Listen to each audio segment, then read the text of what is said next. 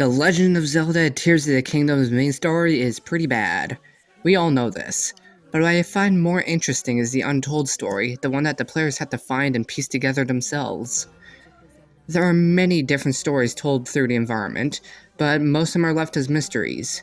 Some notable mysteries are the 8th Heroine, the Day of Village Ruins, and a majority of the Depths and Sky Islands, which could have really used some more depth. One mystery from the first game was the 3 Leviathan skeletons found throughout Hyrule. These 3 colossal fossils were speculated to have been from 3 whale deities from previous Zelda games.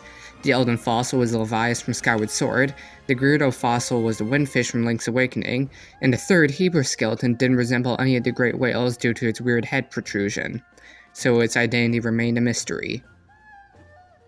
The mystery of the Leviathans have only increased with Tears of the Kingdom, with there now being 3 even larger skeletons directly beneath the whales, the colossal dark skeletons. In the depths, there are 3 giant and completely unexplained skeletons of long-dead creatures that are directly underneath the Leviathan skeletons. We know absolutely nothing about the dark skeletons other than their title of Dark Skeleton. Looking at the fossil itself, only the head really gives us any insight into what the creature was. The long, windy ribcage is very generic, although it does bear resemblance to the ribcages found in Gerudo Desert. The head is a long, lizard-like skull with 4 holes on either side of its head, likely being eye sockets and nostrils. It also has an enlarged snout and 3 small protrusions out the top of its head. Its lower jaw is much smaller and thinner, and there's a much smaller piece of bone sticking out of the neck into the lower jaw that almost looks like a tongue. This is also where a treasure chest can be found, containing a piece of the Hero of the Wild set. These skeletons also lack teeth. All of the skeletons have identical skulls from what I could find, with the only difference between them being positioning. Just judging by the sheer size of these creatures, and a long snake-like body, many would assume that this was a dragon, not unlike Farash, Dinral, and Nadra. From what I could tell, these are likely long-dead dragons. The only other thing in the series that even resembles the Dark Skeletons is Volvagia from Ocarina of Time, Twinmold from Majora's Mask, and Stallard from Twilight Princess. But Twinmold has the wrong head shape, Stallard has arms and the wrong skull, and all 3 are way too small to even be compared to these titans. While these fossils seem to be dragons, there's the issue of the skulls not lining up perfectly. The Dark Skeleton skulls have much larger sockets, and seem to have 6 eyes instead of 2. They also lack the signature horns of the dragons, only having little nubs on top of their head. They also lack teeth, which the other dragons have. This is all we really have on the Dark Skeletons, as nowhere in the game, at least that I've found, has even mentioned them. This is where the real theorizing takes place, and most of what I'm about to say is speculation at best. What if, long before the events of the game, there was a war between the dragons? After doing about 2 hours worth of math, I had gotten rough measurements of how long all the dragons are.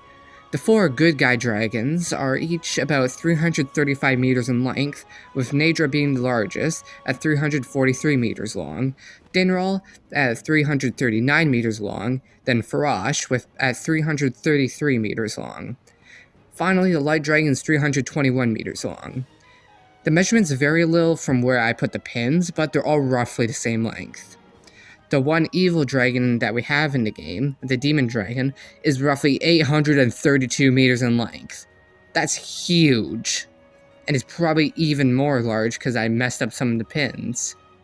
Dark Skeletons are kind of in the middle, with the Gerudo Dark Skeleton being around 600 meters long, the Hebrew Dark Skeleton being 589 meters long, and the Elden Dark Skeleton only being 384 meters long, but it seems to have been buried in the ground, so it's likely a lot longer. That being said, all of the Dark Skeletons are likely longer, as none of them have a true end. They all disappear into the ground before a true tailbone shows up.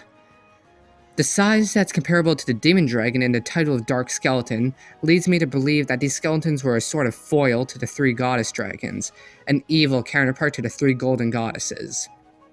I think that in the timeline we have from Hyrule Historia, this war would have taken place right after the goddesses descended and created the Earth. In Skyward Sword and Ocarina of Time, it is stated that the three golden goddesses created Hyrule, left a Triforce behind as a godly artifact, and left Hylia to protect it. Demise, the original Demon King, rose up to try and seize it, but this resulted in all the ancient races of Hyrule joining together, and Hylia losing her godly status in order to defeat Demise and imprison him.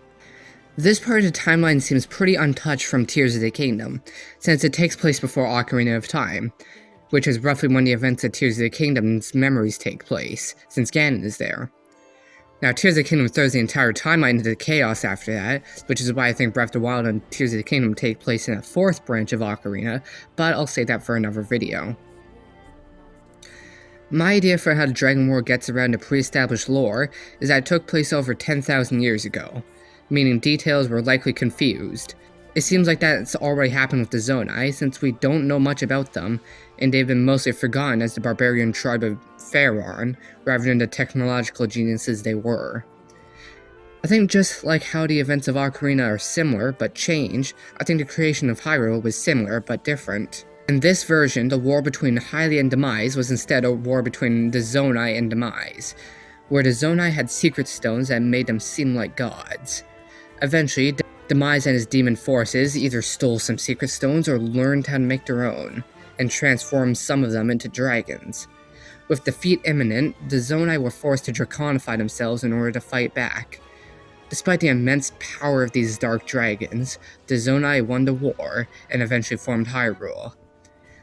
I think rather than being three goddesses, Frosh, Nehru, and Dinral were instead Zonai leaders, a few of the people who were entrusted with secret stones, and Hylia was a Hylian leader, also entrusted with a secret stone, and eventually her bloodline went on to become Sonia and Zelda, which would keep the time powers of the royal family.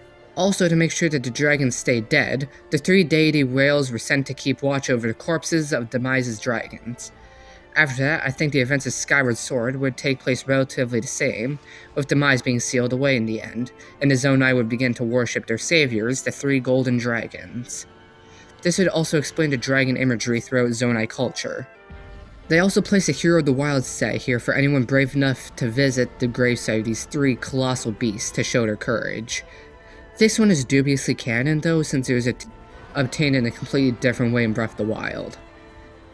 Another small detail that's worth mentioning is that the Dark Skeletons are one of the only places in the depths with a Phantom Ganon inhabiting it.